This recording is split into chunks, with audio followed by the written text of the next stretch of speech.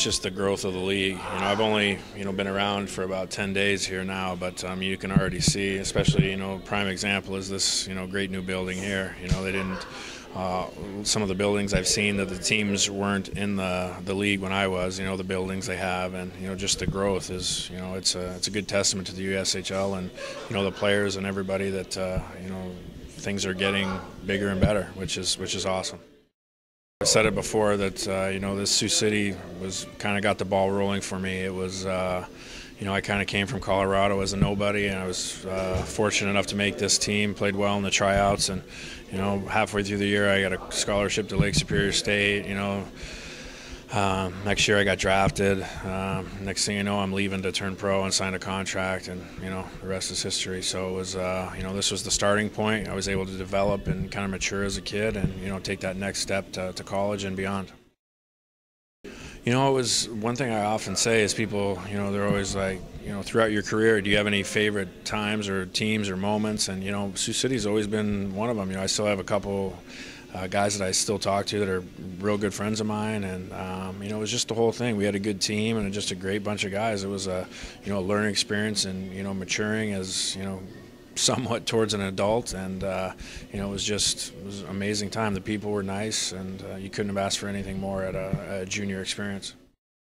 I mean, that's one of the things that I think had the appeal to it to come here, and I'm able to kind of get my foot in the door and learn the ropes as a coach. I don't think as a player you ever realize how difficult some of the the time and the different things you have to do to get the team prepared.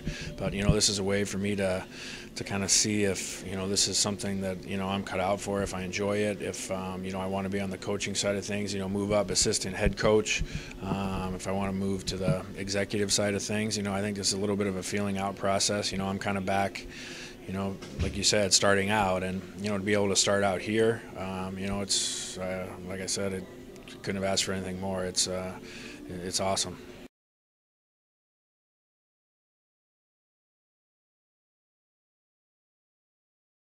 Oh yeah, definitely. We would talk about it. I'm not sure how many years after he was than me, but we'd always sit and kind of talk about it, and like he had nothing but good things to say as well. So I think that's a good testament to the way that the people kind of run it here, and just to the town itself, that you're able to produce some good quality kids, and it's been nice.